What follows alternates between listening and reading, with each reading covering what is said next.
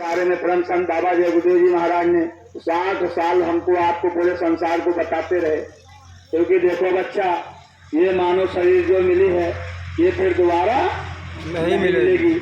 महापुरुषों ने बताया, कोट जन्म जब भटका खाया, एक जन्म नहीं करोड़ों जन्म आप कटे और मरे, जीव जंतुओं में और ये पेड़ पालों में 4 कान 84 लाख में जन्मे और मरे। महापुरुषों ने बताया, कोट जन्म जब भटका खाया, तब ये मानव तन तुमने दुर्लभ पाया। ये दुर्लभ बहुत, ये ऐसे मानव तन नहीं मिले। प्रेमी भाई बहनों, इसको जब मिला तो महापुरुष बताते रहे कि देखो बच्चा, आपको असली सुख इसी मानव शरीर में है, मगर वही हाल है जैसे मृगा के नाभि में कस्तूरी है, मगर उसको ज्ञान नहीं।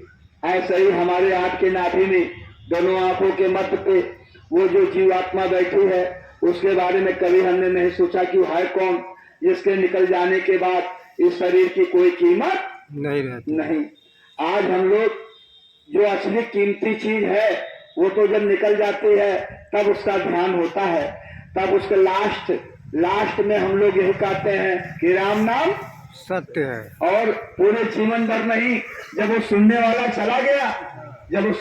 चला गया तब उससे कहते हैं राम नाम। अब बताइए, मुर्दा कहीं सुनेगा? अरे बस उस मुर्दे के बगल में कंधे पे रख कर आप उससे कह रहे हो राम नाम सत्य है। किसको कह रहे हो? कंधे पे तो उसी को रखे हो, उसी को तो बता रहे हो राम नाम। अब बताइए, जो जब सुनना था उसको तब तो आपने सुनाया नहीं कि राम का नाम सत्य है। अब वो मर गया तो उसको सुना रहे हो।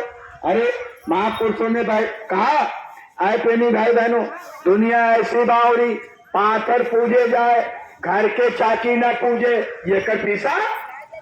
ये तो सत्संग में आपको, सत्संग में जब सत्संग सुनने आओगे तो उसमें आपके विचार है, आपकी भावनाएं, उसमें अच्छी भावनाएं आपकी प्रवृत्ति बनेगी। जब सुनोगे तब न, और नहीं सुनोगे तब। ऐसे नहीं, मगर ये तो सत्संग है, सत्संग तो संत सुनाते हैं, और संत सुनाते जो है आद और अंत, वो आद और अंत की बात बताते हैं, संदेश देते हैं। आद क्या है और अंत क्या है, ये सुनाते हैं सत्संग। और उससे हमारे आपके अंदर क्या होगा? विवेक, ज्ञान सत्संग से मिलेगा, उससे शरीर हल्का होगा। आपके अंदर नाना प्रकार की बीमारियां हैं, वो बीमारियां खत्म होती है, दुख खत्म होता है।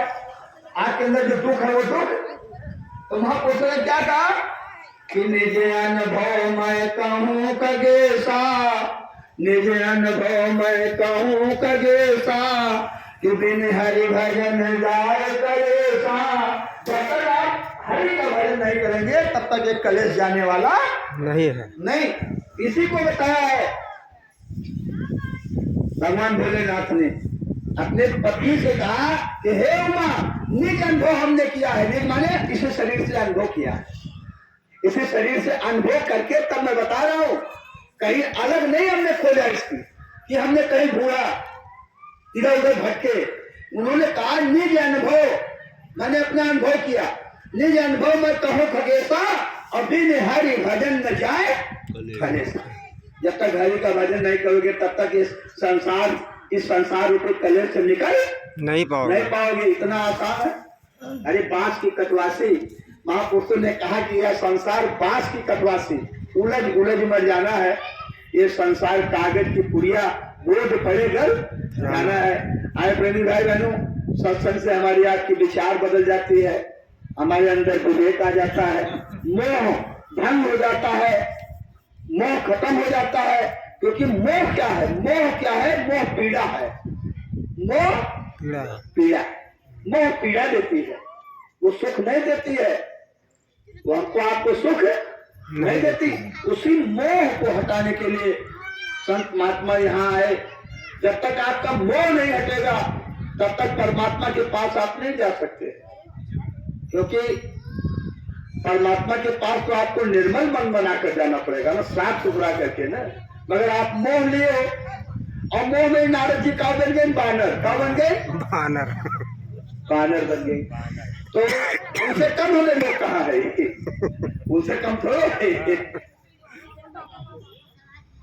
कि नारद बन राम लेना है, और नारद बनरा भैले ना माया के करनवा नारद बनरा भैले ना और नारद बनरा भैले ना माया में वो माया में फंस गए क्योंकि स्वयं जगत जननी के साथ शादी करने के लिए तैयार हो गए बुद्धि भ्रष्ट हो गई उसकी।